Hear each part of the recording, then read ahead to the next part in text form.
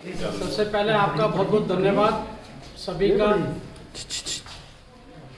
बंधुओं, अभी मैं 2 दिन से लगातार जम्मू इलेक्शन में आया हुआ हूँ, लेकिन जम्मू के अंदर पहली बार जनता के अंदर ऐसा उत्साह दिखाई दे रहा है। जो डॉक्टर भीमराव अंबेडकर जी ने वोट का अधिकार दिया था, रानी के पेट से राजा पैदा नहीं होंगे, वोट से ही राजा बनेंगे। 370 का डॉक्टर अंबेडकर जी ने विरोध किया था कि 370 नहीं होनी चाहिए। 370 में के कारण कश्मीर के लोग देश में कहीं भी जा सकते हैं, लेकिन अन्य लोग कश्मीर में नहीं आ सकते, नहीं मकान ले सकते। लेकिन हमें खुशी है कि हम ऐसी पार्टी से बिलोंग करते हैं जिनके प्रथम अध्यक्ष श्यामा प्रसाद मुखर्जी जी ने कश्मीर भारत का अभिन्न अंग है, उस पर अपना बलिदान दिया है। धारा 370 के कारण जो हमने देखा है कि 3 परिवार 70 वर्ष तक कश्मीर का शोषण करते रहे। अब्दुल्ला परिवार हो, मुफ्ती परिवार हो, नेहरू गांधी परिवार हो, ये 3 परिवार, हमारी कल्पना ये थी कि छोटी छोटी रियासतें बनकर मिलकर एक भारत बनेंगे। वोट का अधिकार मिला है तो इससे ये रियासतें नहीं चलेंगी, लेकिन यहाँ पर इन 3 रियासतों ने 70 वर्ष तक कब्जा कर रखा था। आज 370 हटने के बाद में जैसा पूरा देश के अंदर करीब करीब 85% लोग आदरणीय नरेंद्र मोदी जी को पसंद करते हैं। आपने देखा होगा कल ही राजस्थान का रिजल्ट भी आया है। जब कांग्रेस की सरकार थी, वहाँ लोकल बॉडी के चुनाव में हमने भारी भरकम तरीके से जीत हासिल की है।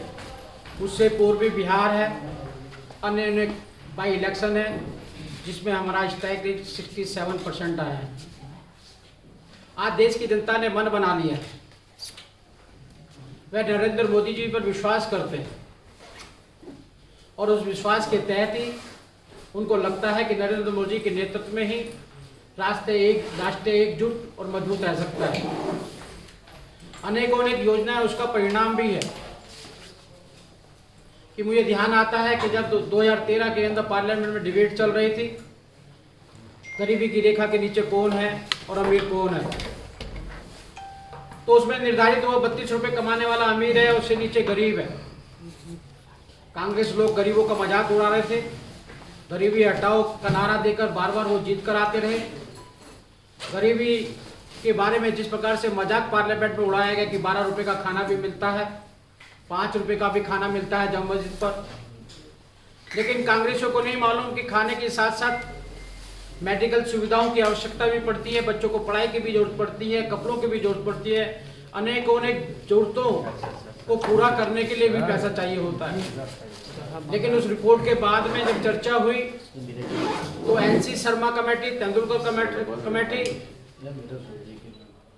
इस सभी कमेटियों की रिपोर्ट थी कि 45% एवरेज लगाए तो 45% लोग गरीबी की रेखा के नीचे हैं।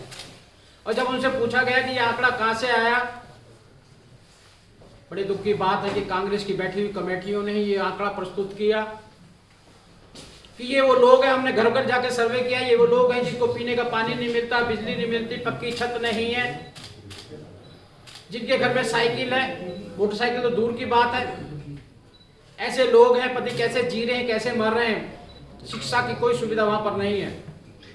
जब भी भारतीय जनता पार्टी ने संकल्प लिया कि ऐसा भारत जो 70 वर्षों के अंदर कांग्रेस के कार्यकाल में बना है, हम इसमें सुधार करेंगे। और 2014 में जब हमारी सरकार आई तो आपने देखा होगा नरेंद्र मोदी जी की सारी योजनाएं, जनधन योजना जिसके द्वारा खाते खोले गए, उसका एक लक्ष्य था। लोग हमारा मजाक उड़ा रहे थे, उसका लक्ष्य यह था कि हम जो भी योजनाएं जनता के लिए पहुंचाएं, जनता के बीच में जानी चाहिए। राजीव गांधी जी ने कहा था कि 85% मैं 1 रुपया भेजता हूं तो 15 पैसे नीचे जाते हैं, 85% लोग बीच में खा जाते हैं। ये सब कांग्रेसी दलाल थे जो गरीबों तक उसको नहीं पहुंचने दिया जा करते थे। आज जनधन योजना के माध्यम से आपने देखा होगा, हमने जनता का जीवन स्तर बढ़ाने के लिए, इसलिए नहीं कि हम किसी को गरीब को अमीर बनाना चाहते हैं, बल्कि इसलिए कि एक मजबूत और सशक्त भारत चाहते हैं, और मजबूत और सशक्त भारत के अंदर वहाँ पे रहने वाला हर नागरिक सशक्त होना चाहिए। इसलिए बच्चा पेट में होने के शुरू कर बुजुर्ग होने तक हमने सारी योजनाएं बनाई। जब बच्चा माँ के पेट में होता है, हमने 6,000 रुपये दिए ताकि वो पौष्टिक आहार ले सके, माँ का बच्चा भी हष्टपुष्ट हो, लेकिन देश का नागरिक भी हष्टपुष्ट होना चाहिए। उसके बाद 7 इंजेक्शन इंद्रधनुष के माध्यम से हमने दिए। जो अमीर लोग इंजेक्शन लगाकर अपने बच्चे का बीमारी से मुक्त करते हैं, हमने गरीबों को दिए। बेटी बचाओ बेटी पढ़ाओ